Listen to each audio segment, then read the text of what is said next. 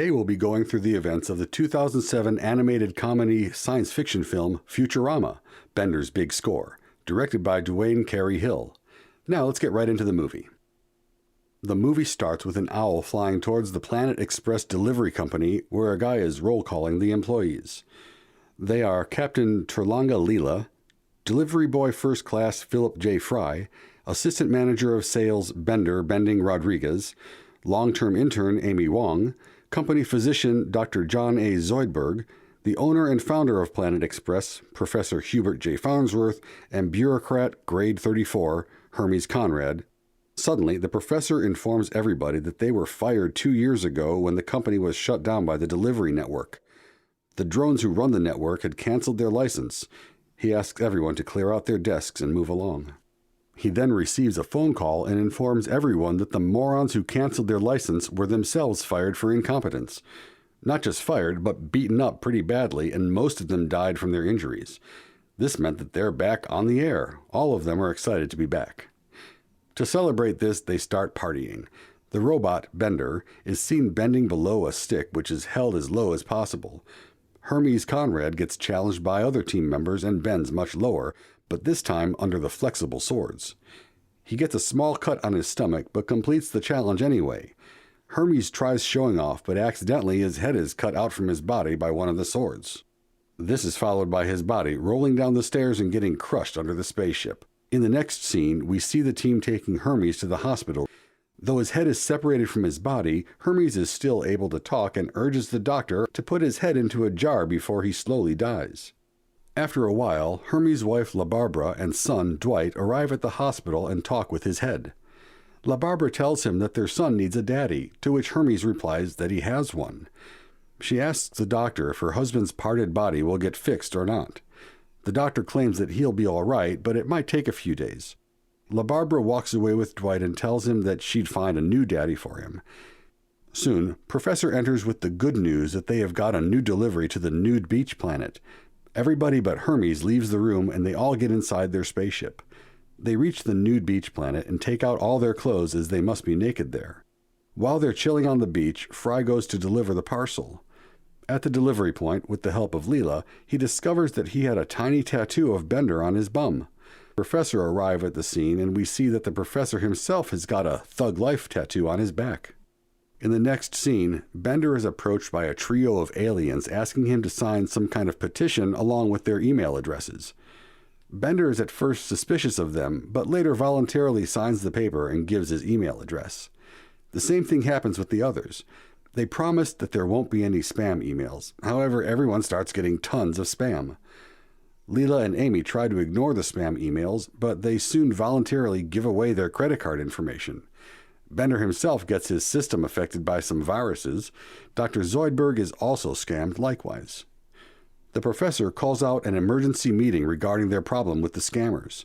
While in the meeting, checking his spam emails on the projected screen, the professor gets excited by the mail claiming that he won the Spanish National Lottery. Without any second thoughts, he starts giving his personal information out of excitement. Everyone in the room, along with Hermes' head, tries to stop him, but he doesn't listen to anyone. The same aliens from the Nude beach planet, who made them sign the petition, arrive at the door claiming that they own the company from now on. Meanwhile, Bender's virus causes him to blindly obey the scammers. While working in their newly owned company, the scammers force the previous employees to work for them. When Leela tries to resist, she is blocked by Bender. In the next scene, it's revealed that the hospital where Hermes' body was kept for treatment has been scammed too. So it'll take a while before he gets his body back. Lars, who works at the hospital, asks Leela for a date, which saddens Philip. In the next scene, the scammers make Bender break a wall which reveals a safe. Inside the safe, the aliens are pleased to find a ton of personal information about a lot of people. Soon, the alien scammers are lured to Fry's buttocks tattoo, which reveals the formula for a paradox-free time travel machine. Bender decodes the binary code shown, which summons a time sphere that allows time travel. The scammers plan to use the portal to travel back in time and steal valuable information throughout the course of history.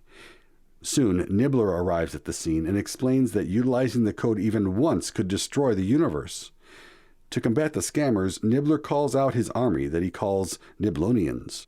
But his army is easily defeated by the scammers, and Nibbler shouts in disappointment. Next, we see one of the scammers named Nude use the same time portal to travel back to yesterday. Upon returning, he's accompanied by his past self who looks exactly like him.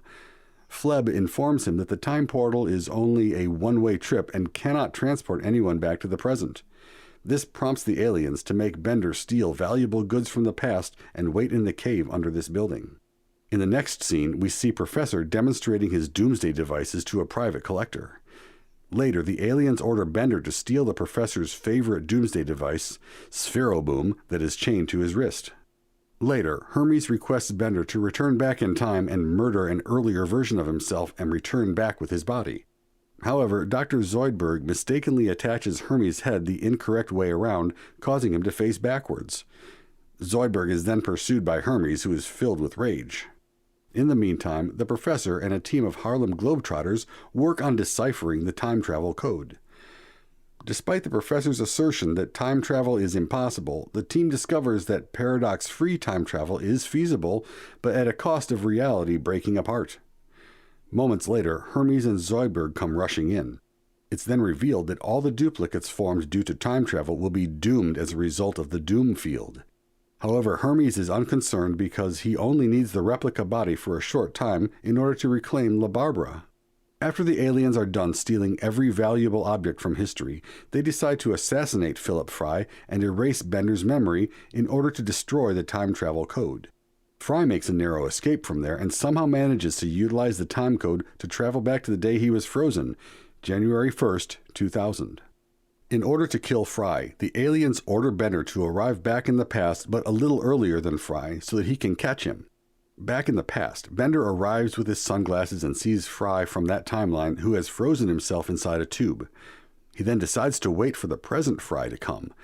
While waiting, Bender makes a second copy of himself to wait for Fry while his original self goes to the bathroom. Then, a Bender wearing a black suit appears, claiming to be from far at the end, and places a rub-on time code on Fry's buttocks. Moments later, Fry from the present timeline appears. The second copy spots Fry in the past and tries to kill him, but he's unable to do so because of his affections for him and his inability to urinate, which causes an overload. Later, the original Bender returns back and notices Fry leaving the area. He then looks for Fry in a telephone directory and tears a page containing several Philip Fry names. Bender then goes on a hunt for Fry and interrogates several people having the same name. Several years pass by, but Bender is still not able to locate Fry in the past. 12 years later, Bender finally catches up to him and seemingly kills Fry by blowing up his apartment. Back at the present, a sad Bender returns to report his mission accomplishment to the alien scammers. The alien then erases memory along with the time code and the virus, making Bender free of their command.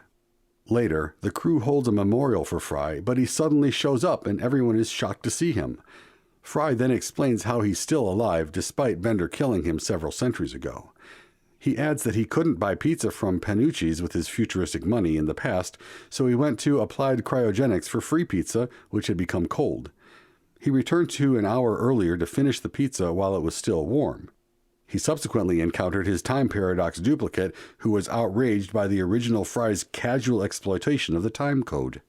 The resultant duplicate of him remained in the past while he accidentally fell into his own cryotube whilst retrieving his wallet. When Fry, plus the Fry that was originally frozen, awoke 1,000 years later, the present Fry froze himself until the current year. Bender tries to kill him again, but the professor intervenes, explaining that whenever a time code replicates a live entity, the copy is always doomed. Later, Nibbler removes the tattoo from Fry to keep the scammers from further abusing it. Moments later, the scammers storm into the room and search for the time code, but find that Fry's tattoo is gone. In the next scene, we see that the team now is unemployed as the scammers have stolen every item of value from the planet. At night, Leela and Lars visit the Head Museum, where they're accompanied by a lot of heads kept in jars. The entire crew of Planet Express gather together as they have gotten nowhere to go, and together they sing in despair. Soon, Leela and Lars decide to marry. At the ceremony, Fry tries to sabotage the wedding by swapping an ink-filled pen with one that doesn't have any, but Lars has an extra.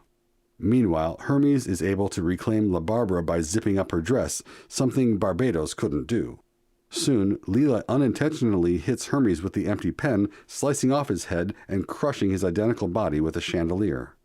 Because all clones are doomed, the professor explains that he predicted this. Meanwhile, La Barbara leaves Hermes for Barbados once again. The tragedy saddens Lars, and he decides to put off the wedding. Later, it's revealed that Earth's president, Richard Nixon, has been tricked into selling the planet to scammers, and everyone is forced to flee the planet. The crew of the Planet Express then travels to Neptune. There, they're attacked by the Yetis, but Leela holds them off. Finally, Leela is fed up with the scammers cheating everyone and persuades everyone, including Robot Santa, to fight against them. Together, they all go to visit President Nixon, who reveals that Earth is being guarded by sold gold Death Stars. Santa, on the other hand, offers them entrance to his factory in exchange for weaponry and summons his festive companions, Kwanzaa and the Hanukkah Zombie. Finally, the entire population is ready for their ambush on Earth, and Nixon names Zap Brannigan their commander. This hurts Leela, as she hoped for that position for herself. As the human fleet prepares to attack, the Death Stars decloak and hit their commanding ship Nimbus, causing it to fall into space. As a result, Leela takes command of the fleet. As Leela is unable to handle the entire fleet by herself, Hermes has his bureaucratic brain wired into the ship's battle computer, allowing him to destroy the scammers' fleet. This aids Hermes in reuniting with La Barbara. The scammers, however, had one final trick up their sleeves: the Spheroboom doomsday weapon that Bender had stolen for them. Bender secretly reveals to the crew that he had stolen the device back from the scammers for his own use. Leela then fires the device to destroy the scammers' ship. In light of his acts, Nixon bestows the dirty double-cross upon him for saving the world. Fry notices Leela's dissatisfaction with Lars' absence at the altar and attempts to reconcile her. He tries to get Leela back together with Lars. Just as Lars begins to explain to Leela why they cannot be together, Nude, who survived the Doomsday Blast, ambushes them. The time travel code, according to Nude, still exists and is on Lars. Lars refuses to speak and later fakes him into approaching the cryotube with Bender on overload. The explosion kills both Lars and Nude once Bender is released. Lars' shirt is charred by the explosion, displaying his time travel tattoo. A flashback scene then reveals that Lars is actually Fry's clone from the past. According to a flashback, he survived Bender's attack in 2012, which burned off his hair and wounded his larynx. This caused his voice to deepen. When the duplicate Fry realized that he was Lars, he froze himself to return to the future and be with Leela, taking Michelle's tube to 3002 and obtaining a position at the head museum. It's also revealed, after learning that Lars will soon be doomed as he is a replica, he leaves Leela at the altar to spare her the agony of being a widow. During Lars' funeral, Nibbler declares that someone must travel back in time to place the time tattoo on Fry in the first place. Bender removes Lars' tattoo and travels to 2000 to place it on Fry in the cryogenic tube so that the events that transpired make any sense at all. When Bender returns, he confesses that he persuaded his time travel copies in the cave to stay with him rather than emerge when they were meant to.